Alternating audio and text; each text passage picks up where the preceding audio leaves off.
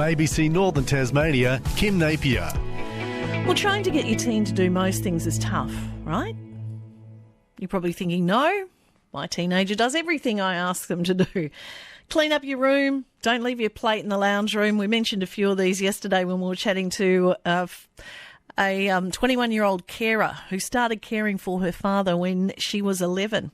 Changing the toilet roll when it's finished, that's another one that's hard to get them to do, isn't it? And the more they resist, the more you want to run for cover and wait for the storm to subside. Is that correct? Am I painting the right picture here?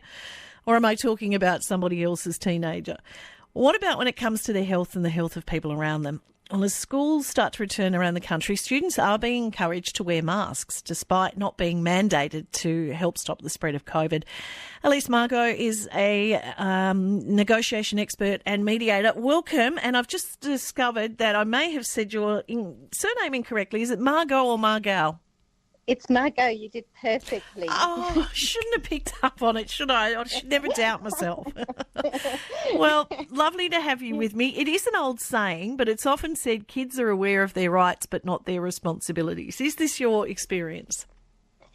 It is on what I call the high level. So I always say there's the generalization and then there's the individual. And we tend to think as kids, well, you know, my parents brought me into this world and they have a responsibility to look after me and I have a right to expect certain things of my parents and my teachers. So it's a matter of saying, well, how do we change the mindset that says, and look, I'm going to say this, I'm not saying that's just kids. I think some adults have the same view as well. We're generalising. We know that. We're aware of that.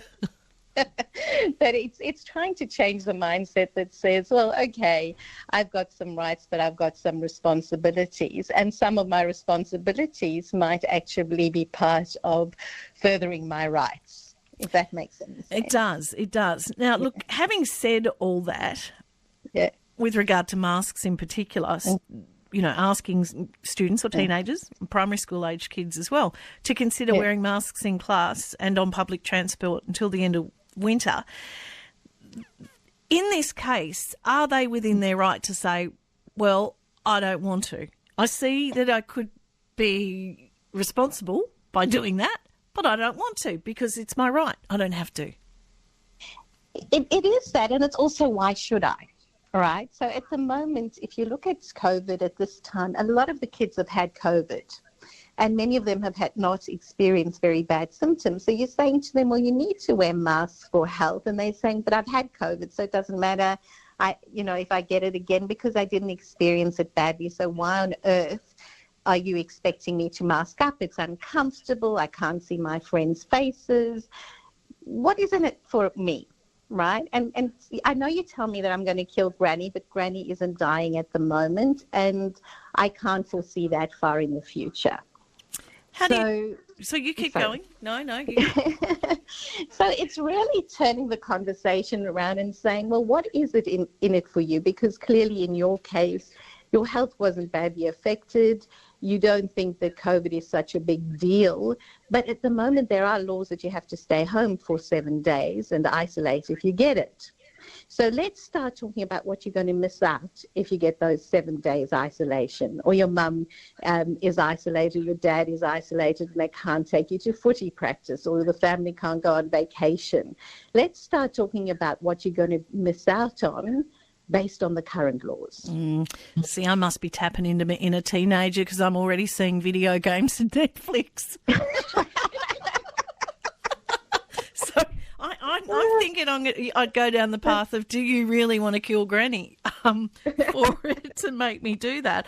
But also, you know, you're in a situation in schools too where you are with people that are vulnerable to COVID, and you don't want to see them end up in hospital, do you?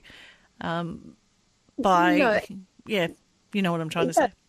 Exactly. And if that is the path you're going on, then it's important for them to feel the empathy, you know, because theoretically I can look at someone and say, well, they're vulnerable. But what does that mean? I don't really get vulnerability unless I've seen someone really badly affected.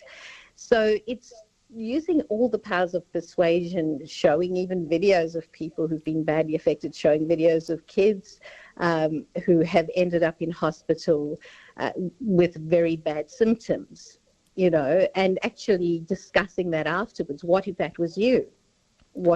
How would you handle that? And try and put them in the shoes of the vulnerable person.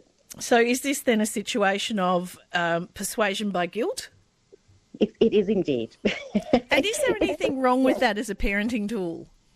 I think it's a very good parenting tool in some instances. I think there's a whole box of tools, right? There's the carrot. We're going to buy you a present, or you're going to be allowed to stay up extra, or you're going to be able to play video games for longer, which is the carrot. There's the stick. I don't care what you think. You're going to do this. Otherwise, I'm going to ground you for the rest of your life. And then there's the you making you feel as guilty as sin if you don't do anything. And there's nothing wrong in playing that out. It's only if you base your persuasive tactics on the one side, right? And you've got to think about also, for me as well, it's changing the behavior.